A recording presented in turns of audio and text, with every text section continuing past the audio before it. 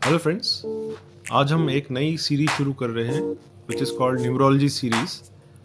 Numerology जैसे हम जानते हैं एक विद्या है जिसके हिसाब से हम किसी पर्सन की डेट ऑफ बर्थ से उसके बारे में जानने की कोशिश करते हैं कि उसके जो नंबर्स हैं उसके बारे में क्या कहते हैं और उसके कैसे उसके कैरेक्टरिस्टिक्स के बारे में क्या बताते हैं।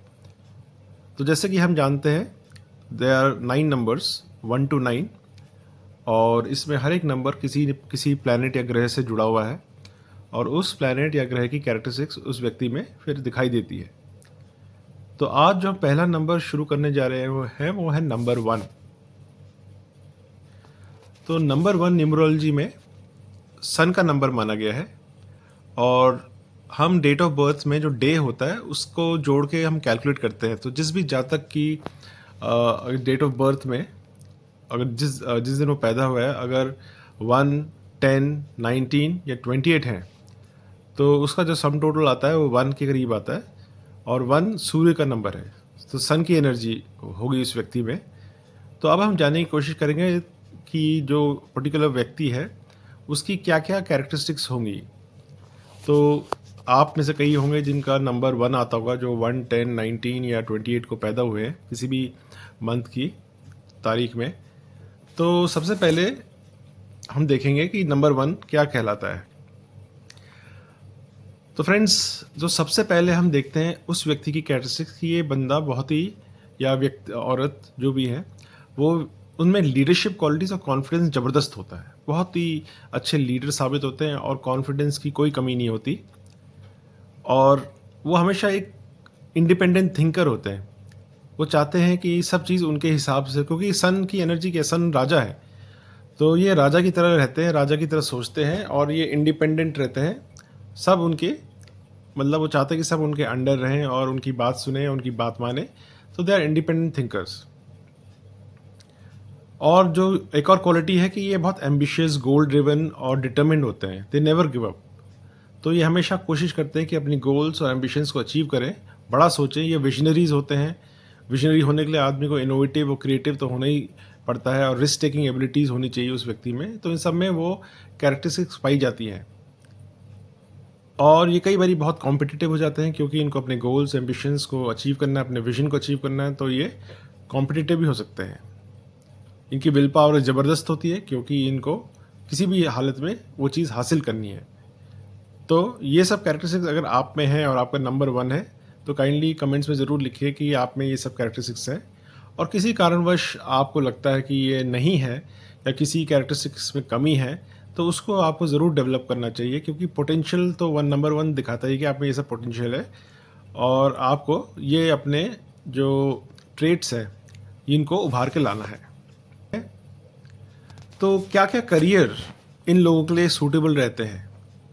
तो फ्रेंड्स, सबसे पहले ऐसे जो जातक है, बहुत सारे लोग एंटरप्रेन्योर्स बनते हैं, बिजनेस लीडर्स अच्छे बनते हैं, सीईओज और मैनेजर्स भी बहुत अच्छे बनते हैं बिकॉज इनके पास विजन होता है, ये लीड करना जानते हैं, ये they lead from the front और they have never say die attitude, कभी भी पीछे नहीं हटते हैं। और कई लोग गवर्नमेंट पोजीशंस में भी अच्छा करते हैं। नंबर 1 में सूर्य का नंबर है तो गवर्नमेंट पोजीशंस में भी काफ़ी अच्छा करते हैं और ये पॉलिटिक्स में भी जा सकते हैं, वहाँ भी अच्छा करेंगे। और इनोवेटर इन्वेंटर्स तो होते ही हैं, तो उस फील्ड में कुछ अपनी अगर बिजनेस भी करते हैं तो वहाँ पे इनोवेशन करेंगे, कुछ इन्वेंट करेंगे जो चीज़ काफ़ी बड़ी साबित होती है। जैसे एलॉन मस्क भी है, उनका भी नंबर 1 है, तो वो अपने इनोवेशन के लिए जाने जानते हैं। जैसे स्पेस एक्स एक कंपनी उन्होंने शुरू की है जो रीयूजेबल रॉकेट्स बनाती है और इस तरह की उन्होंने इलेक्ट्रिक व्हीकल्स में अपना पाँव जमाया, जो जबकि उस टाइम पे कोई नहीं जाना चाहता था। तो ऐसे बहुत से इनका इनोवेटिव माइंड रहता है। तो क्या क्या चैलेंजेस होते हैं इन, स्पेशली जो हमने तो अभी अपसाइड इन सब की बात की है, तो इनमें डाउन साइड क्या होता है, क्योंकि ये बहुत ज़्यादा ड्रिवन और एम्बिशियस होते हैं तो कई बार ये थोड़े एरोगेंट और ईगोइस्टिक भी नज़र आते हैं, क्योंकि सूर्य में वो थोड़ी क्वालिटीज़ दे देता है कि आदमी थोड़ा आपकी आत्मा का कारक है तो ईगो थोड़ी बहुत आ जाती है, या उनका नेचर ऐसा होगा क्योंकि वो इतने सेल्फ ड्रिवन होंगे कि आदमी दूसरा आदमी को लगेगा कि बहुत ईगोइस्टिक है। ये थोड़े इम्पेशेंट भी हो जाते हैं बिकॉज उनको अपने गोल अचीव करने पड़ते हैं और ये कई बारी अपनी पेशेंस लूज़ कर जाते हैं अगर चीज़ इनके मुताबिक नहीं हुई। कई बार देखा गया है कि ये बहुत स्टबर्न भी हो जाते हैं अपने डिसीजंस पे कायम रहते हैं, माई वे और द हाईवे, ये सब चीज़ें देखी गई हैं।